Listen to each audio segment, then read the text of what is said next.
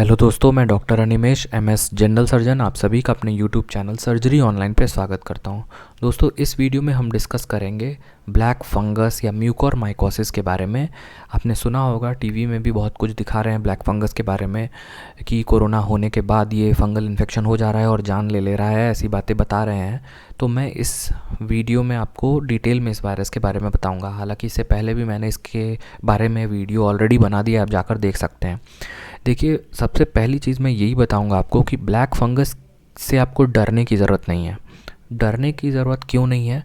क्योंकि इसके दो रीज़न्स हैं। सबसे पहली चीज़, ये हर किसी को नहीं होता है, सिर्फ उन्हीं लोगों को होता है जिनकी इम्यूनिटी कम होती है। और दूसरी चीज़, ये एक इंसान से दूसरे इंसान में नहीं फैलता है। जिस तरीके से कोरोना वायरस फैल रहा है उस तरीके से ये बिल्कुल भी नहीं फैलता है। अब ये कैसे होता है, फिर कैसे फैलता है? तो देखिए, ये फैलता नहीं है। जो ब्लैक फंगस होता है, म्यूकोर स्पीशीज़ होता है फंगस का, वो एनवायरनमेंट में होता है और जिनकी इम्यूनिटी कम होती है उनको पकड़ लेता है। अब इम्यूनिटी कम किसकी होती है? जो डायबिटीज़ के पेशेंट्स हैं, जिनको शुगर लेवल जिनका बहुत ज़्यादा रहता है, या फिर जिनको पहले से कोई बीमारी है, जैसे टीबी की बीमारी है, या एड्स या एचआईवी का इन्फेक्शन है, या जिनको कैंसर है और बहुत दिनों से कीमोथेरेपी ले रहे हैं, ऐसे पेशेंट्स, या फिर जिनका किडनी ट्रांसप्लांट या कोई और ऑर्गन ट्रांसप्लांट हुआ है और उनको इम्यूनोसप्रेसिव थेरेपी दी जा रही है, तो उनका इम्यूनिटी कम हो जाता है। और इम्यूनिटी कम होने की वजह से ही ये ब्लैक फंगस का इन्फेक्शन होता है। अब देखिए दोस्तों, अगर ऐसे पेशेंट्स को कोरोना वायरस का इन्फेक्शन हो जाए तो उनकी इम्यूनिटी और कम हो जाती है। इम्यूनिटी कोरोना वायरस कम कर देता है। अब जब उसका हम ट्रीटमेंट करते हैं तो स्टेरॉयड लगाते हैं। आपने सुना होगा, कोरोना वायरस के ट्रीटमेंट में स्टेरॉयड का यूज़ किया जाता है। मैंने वीडियो भी बनाया इस पर। तो स्टेरॉयड का जब हम इस्तेमाल करते हैं तो इम्यूनिटी और कम हो जाती है।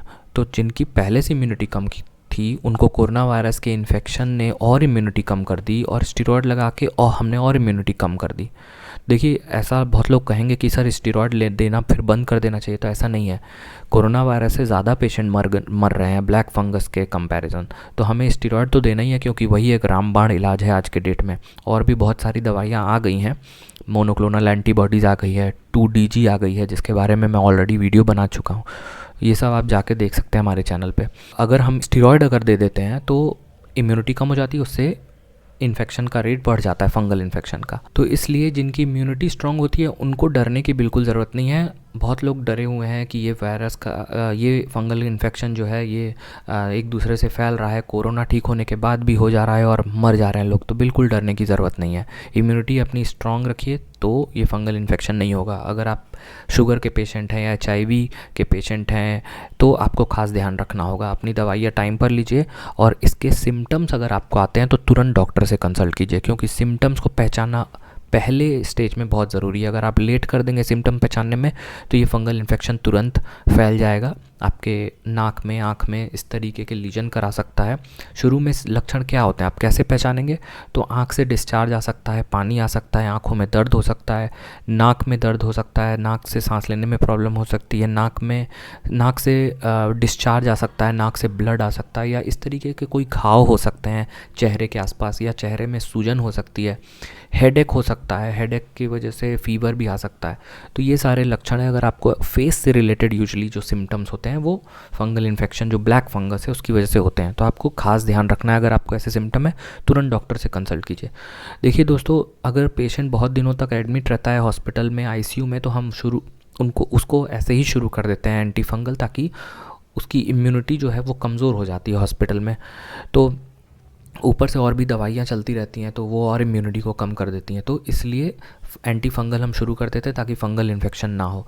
तो अगर आपको ऐसे लक्षण आ रहे हैं तो आप अपने डॉक्टर से कंसल्ट करके एंटी फंगल की दवाइयाँ ले सकते हैं, लेकिन हर किसी को लेने की बिल्कुल ज़रूरत नहीं है। आपको डरने की बिल्कुल ज़रूरत नहीं है। लाखों में 2, 4, 5 केस होते हैं, तो इसका मतलब ये नहीं कि एंटी फंगल सबको लेना चाहिए।